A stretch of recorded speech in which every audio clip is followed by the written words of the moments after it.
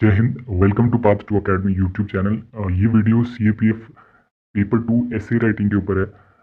अगर आप paper two के अंदर ऐसे राइटिंग के लिए प्रिपेयर कर रहे हैं तो ये वीडियो आपको काफ़ी हेल्प करेगी आपका ऐसे राइटिंग के अंदर जो है इम्प्रूव करने के लिए।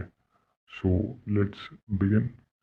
अगर सिंपली बात करें कि ऐसे का मतलब क्या होता है, ऐसे का मतलब होता है कि आप किसी एक टॉपिक पर अपने विचारों को लिखें, अपने थॉट्स को लिखें, और जो रीडर है वो आपके थॉट्स या विचारों से कन्विंस हो जाए तो उसे सिंपल भाषा में ऐसे कहा जाता है। और अगर नॉर्मली बात करें तो ऐसे के तीन पार्ट्स होते हैं, एक इंट्रोडक्शन पार्ट होता है, एक बॉडी पार्ट होता है और एक कंक्लूजन पार्ट होता है। ये तीन पार्ट्स के अंदर जनरली ऐसे को लिखा जाता है किसी भी टॉपिक पर। हर एक ऐसे की एक वर्ड लिमिट होती है, जैसे इसके अंदर जो है आपकी वर्ड लिमिट 300 वर्ड्स की है, और टाइम लिमिट भी होती है। जनरली अलग से नहीं होती, लेकिन हर किसी की स्पीड के ऊपर डिपेंड करता है। एस्से को अगर हम किसी भी एस्से को पैराग्राफ फॉर्मेट में लिखते हैं तो वो एस्से जो है काफ़ी इफेक्टिव बन जाता है बोथ रीडर और राइटर के लिए। राइटर अगर पैराग्राफ फॉर्म में लिखेगा तो उसके फैक्ट्स जो है ज़्यादा इजीली आ पाएंगे, और जो रीडर है वो इसी चीज़ से जो है कन्विंस हो जाता है अगर आपने उसको पैराग्राफ फॉर्मेट में लिखा है तो, क्योंकि इससे चीज़ें थोड़ी सिंप्लीफाइड नज़र आती हैं रेदर देन सिंगल पैरा। अगर सबसे पहले बात करें जो एस्से है, इसके अंदर जो है इंट्रोडक्शन पार्ट होता है। इंट्रोडक्शन पार्ट को हमेशा मतलब ऐसा माना जाता है कि अगर ये आपका इफेक्टिव होगा तो ही आपका बाकी का ऐसे पढ़ा जाएगा, वरना जो है बाकी के ऐसे पढ़ने के अंदर जो है इंटरेस्ट नहीं रहेगा। तो इसको मतलब इफेक्टिव कैसे बनाया जा सकता है, वो है कोटेशन से। जनरली कोटेशंस ऐसे होने चाहिए जो मतलब 2 या 3 लाइन्स के अंदर जो है आपका पूरा ऐसे का जो है इंट्रोडक्शन दे दें, और एक फैक्ट या फिर किसी एक क्वेश्चन से आपको जो है ऐसे को शुरू करना चाहिए। और यही जो तीन चीज़ें होती है जनरली आपका जो है ऐसे के प्रति इंटरेस्ट जनरेट करती है जो भी रीडर होगा। एस्से के अंदर ये जो कोटेशन होते हैं ये एज अ शॉर्ट और फास्ट डिस्क्रिप्शन होते हैं आपके एस्से के। जैसे ये सिंपल सा है कि India has always wanted friendly ties with its neighbours, we want to live in harmony and peace. ये जो स्टेटमेंट है ये हमारे ऑनरेबल प्राइम मिनिस्टर ने दिया था, और उन्होंने इस स्टेटमेंट को स्पेशली जो इंडिया के नेबर कंट्रीज हैं जिनके साथ इंडिया का कॉन्फ्लिक्ट चल रहा है उनके रिगार्डिंग दिया था। तो जो भी ऐसे टॉपिक्स होंगे जिसके अंदर इंडिया के नेबर कंट्रीज के बारे में, जैसे स्पेशली चाइना और पाकिस्तान के बारे में पूछा जाएगा, तो ये स्टेटमेंट्स राइट लिखने से आपका जो है ऐसे और मतलब इम्पैक्टफुल बन जाएगा। वैसे ही जो वुमेन एम्पावरमेंट है उसके ऊपर भी अगर आप मतलब अगर ऐसे लिखते हैं या फिर वुमेन से रिलेटेड कोई ऐसे होगा तो उसके अंदर आप ये लिख सकते हैं कि gender equality today for sustainable tomorrow. ये जो है इंटरनेशनल वुमेन डे 2022 की जो है थीम है। सो ये आपके ऐसे को काफ़ी इम्पैक्टफुल बना देगी अगर आप ये इस टाइप की थीम या फिर इस टाइप का जो कोई स्टेटमेंट लिख दोगे, जिससे आपका जो आपके जो थॉट्स हैं वो फर्स्ट लाइन या थर्ड लाइन तक एक रीडर को पता चल जाएंगे कि आप सोचते क्या हैं इस टॉपिक के बारे में, जो आपको हेल्प करेगी। एक और चीज़ ये है कि अगर आप कोई ऐसे राइट कर रहे हैं तो उसके अंदर जो आपके इंपॉर्टेंट पॉइंट्स हैं उनको अगर आप अंडरलाइन कर दोगे तो वो आपका जो ऐसे होगा वो और इम्पैक्टफुल हो जाएगा, क्योंकि जो रीडर होगा उसका फोकस डायरेक्टली अंडरलाइन पॉइंट्स पे जाएगा, जिससे उसके दिमाग में जो आपके लिखे हुए फैक्ट्स आते जाएंगे, और वो जो है ऐसे की जो रीडिंग है वो भी फास्ट हो जाएगी। सिमिलरली जो अगर देखा जाए जो इंट्रोडक्शन पार्ट है उसके अंदर जो भी हमारा टॉपिक होता है उसको जो है मतलब ओपन किया जाता है। Open in the sense introduce, छोटा इंट्रोडक्शन या छोटा उसके बारे में जो जानकारी है वो इंट्रोडक्शन पार्ट के अंदर दी जाती है। अ, इसके अंदर ऐसा किया जा सकता है, जो ऐसे राइटिंग है जनरली इनका एक ग्रुप ऑफ टॉपिक्स होते हैं जिसके अंदर से ही एक कोई सब टॉपिक टाइप का या फिर उससे रिलेटेड कुछ जो है ऐसे आ जाता है। मैंने जो अपने ऐसे प्रिपेयर किए थे वो जो 20 टॉपिक्स प्रिपेयर किए थे, 20+ टॉपिक्स प्रिपेयर किए थे, जिसके अंदर जो है डिफरेंट डिफरेंट टॉपिक्स या डिफरेंट डिफरेंट जो मतलब एरिया से जो मैंने इनको कवर किया था, जिसमें जैसे मैंने एग्रीकल्चर और फार्मर्स पे जो है एक ऐसे लिखा था, या फिर मतलब या ओनली फार्मर्स पे था और एग्रीकल्चर ऐसे भी आ सकता है। मैंने इसके अंदर ऐसे किया था कि ये जितने भी टॉपिक्स हैं इन सब का मैंने एक इंट्रोडक्शन पार्ट तैयार कर लिया था। इंट्रोडक्शन पार्ट मतलब जिसके अंदर एक कोई कोटेशन हो या फिर जिसके अंदर एक कोई क्वेश्चन हो। तो ये मैंने इन सब का मतलब मेरे दिमाग में रटा हुआ था कि इस टाइप का जो है कोई कोटेशन मैं लिख दूंगा, या फिर इस टाइप का कोई है क्वेश्चन, या फिर इस टाइप का कोई फैक्ट मैं लिख दूंगा। इन ऑलमोस्ट इन सभी टॉपिक्स के लिए मैंने जो है अपना एक इंट्रोडक्शन पार्ट जो है वो तैयार कर लिया था।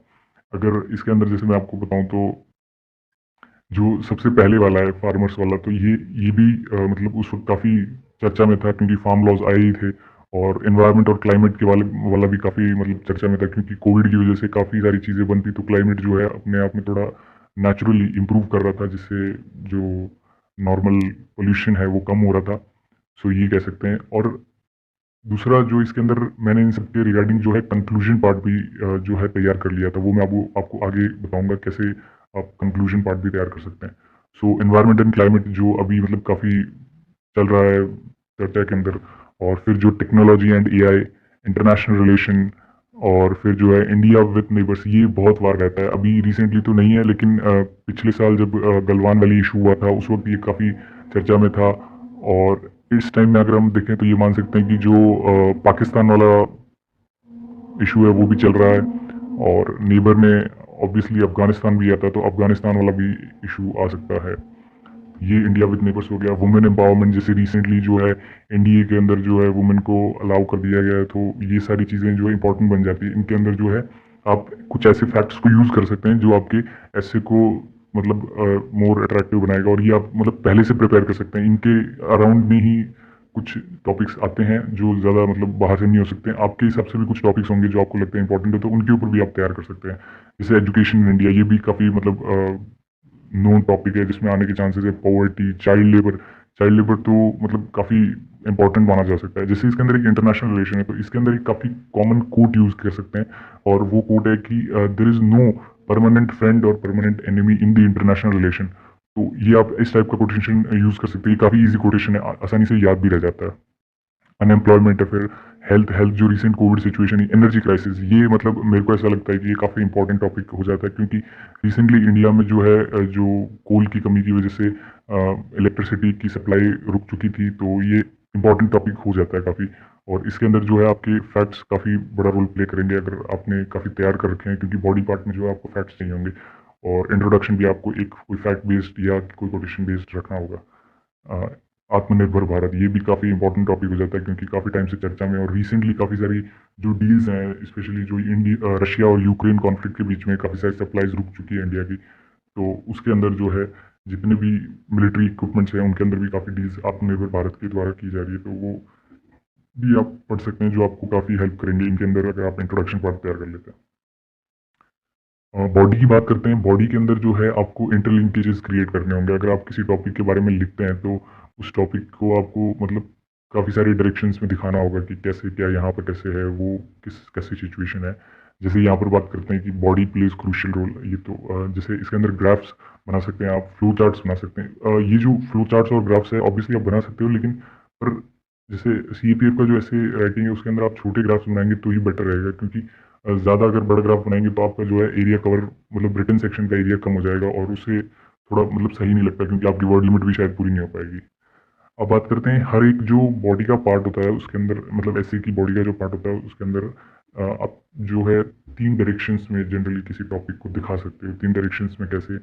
जैसे कॉजेज़ की बात करते हैं, चलो किसी का एग्जांपल लेते हैं, जैसे चाइल्ड लेबर का एग्जांपल ले लेते हैं। चाइल्ड लेबर जो है इंडिया के अंदर, इसके बारे में लेते हैं, तो कॉजेज़ कॉजेज़ मतलब उसका कैसे हो रहा है, चाइल्ड लेबर क्यों हो रहा है? तो क्यों, तो उसका कारण है कि पॉवर्टी, पॉवर्टी जो इंडिया के अंदर है।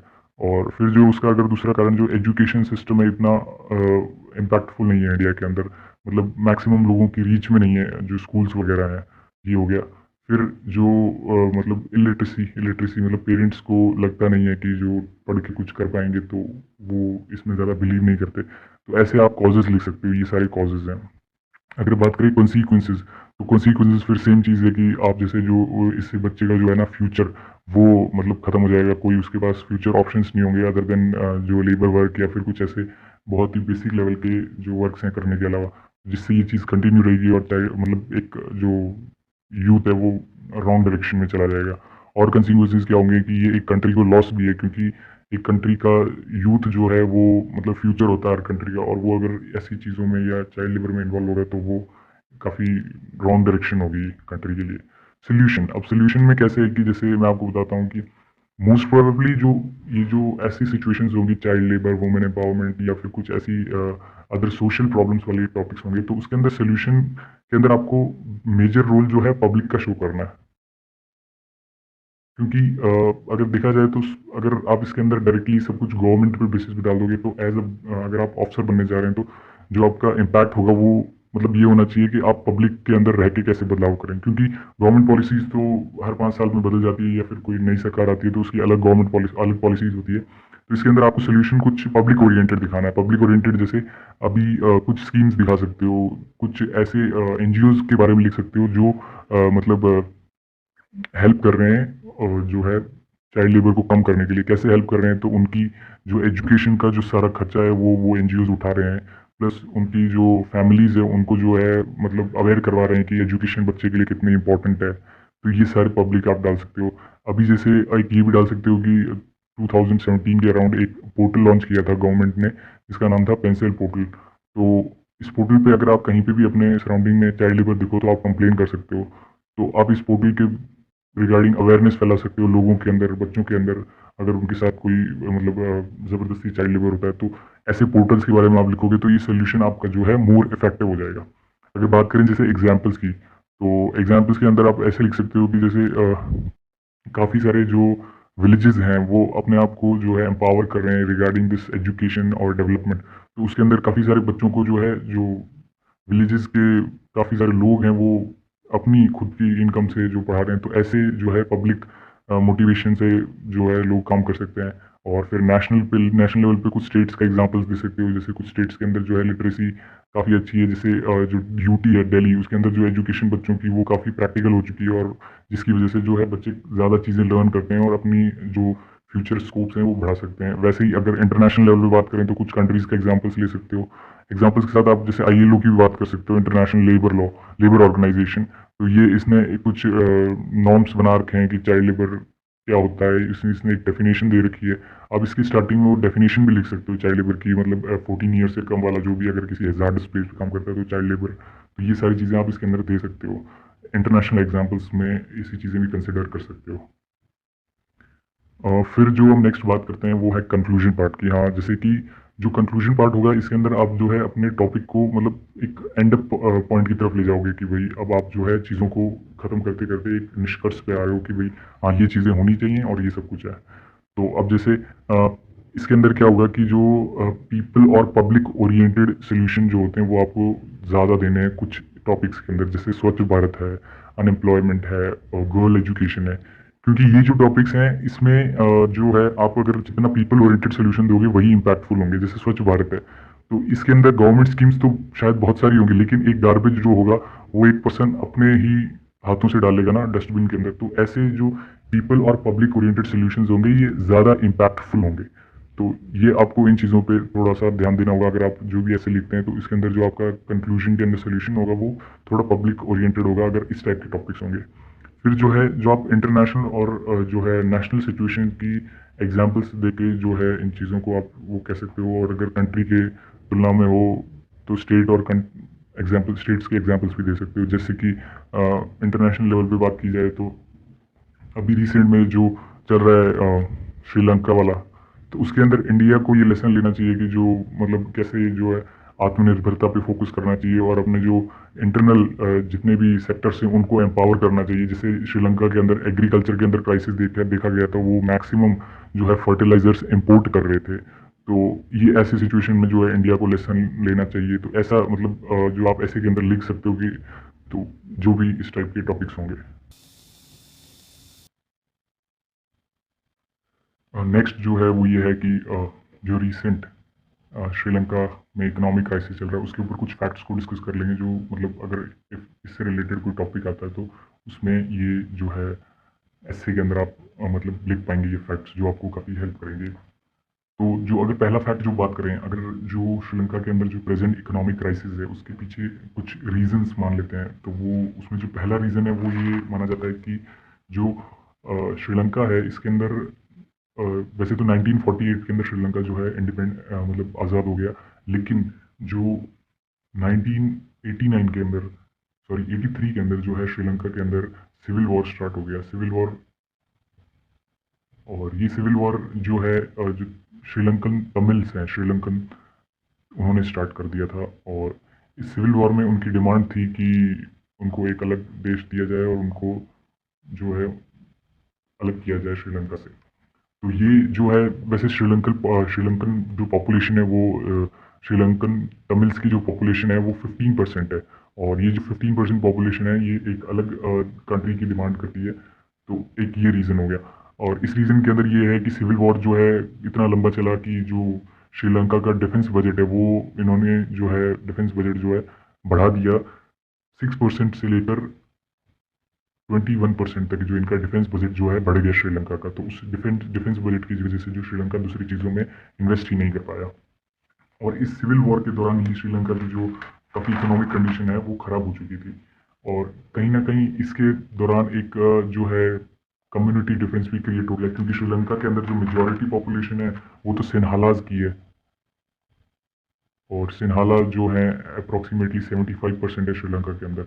और ये 75% पॉपुलेशन जो है इसको जो जो भी गवर्नमेंट आती है वो इसको सेटिस्फाई करने की अप्रोच फॉलो करती है, क्योंकि अगर 75% पॉपुलेशन अगर उनके पक्ष में होगी तो उनको जो है इलेक्शंस आसानी से जीत जाएंगे। तो यही कारण है कि जो श्रीलंका है उसके अंदर एक फैमिली का ही जो है वो गवर्नमेंट है, उसके अंदर जो एक फैमिली का रोल रहा है वो राजपक्षा फैमिली है। तो वो राजपक्षा फैमिली जो है वो काफ़ी लॉन्ग टाइम से जो है श्रीलंका के अंदर जो है गवर्नमेंट में चल रही है, और इसी फैमिली के अंदर जो है करप्शन चल रहा है। तो ये एक अगला और पॉइंट हो जाएगा। तो ये राजपक्षा फैमिली है, तो ये एक कारण है कि जो डिफेंस बजट इतना बढ़ चुका था और सिविल वॉर के कारण। अगर हम सेकेंड रीज़न की बात करें वो है कि जो श्रीलंकन गवर्नमेंट है वो कहीं ना कहीं जो है बहुत ही करप्ट हो चुकी है, क्योंकि एक ही फैमिली के 9 मेंबर्स जो हैं इनकी गवर्नमेंट को चला रहे हैं, और इन्हीं 9 मेंबर्स के पास जो श्रीलंका का 75% जो है बजट है, और वो 75% बजट जो है ये लोग जहाँ पर चाहते हैं वहाँ इम्प्लीमेंट करते हैं।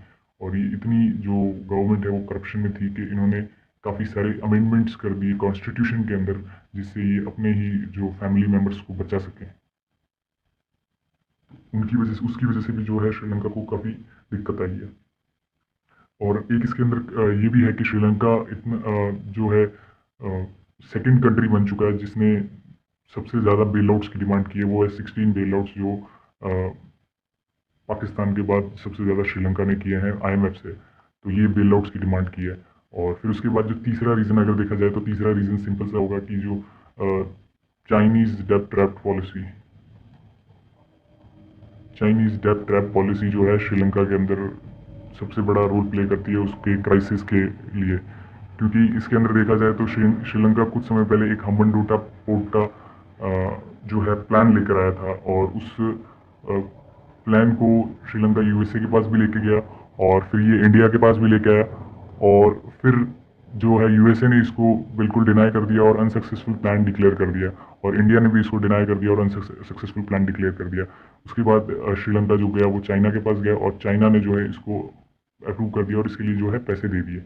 और उसी मनी से जो है श्रीलंका ने जो है उसको सोचा कि मैं इसे डेवलप करूंगा, लेकिन ये एक बहुत ही अनसक्सेसफुल प्रोजेक्ट रहा, जिसके अंदर ये प्रोजेक्ट फेल हो चुका था। और जो श्रीलंकन प्रोजेक्ट्स हैं उनके अंदर 70% जो प्रोजेक्ट्स हैं वो सारे चाइना फंड करता है। 70% श्रीलंकन प्रोजेक्ट्स को 70% जो है चाइना फंड करता है, जो एक काफ़ी बड़ा लॉस है। अब जो बात करते हैं वो कोविड सिचुएशन की बात करते हैं, कोविड की जो फोर्थ अगर हम कह सकते हैं। कोविड सिचुएशन में क्या हुआ कि श्रीलंकन गवर्नमेंट जो है सबसे पहले तो जो है टूरिज्म बंद हो गया।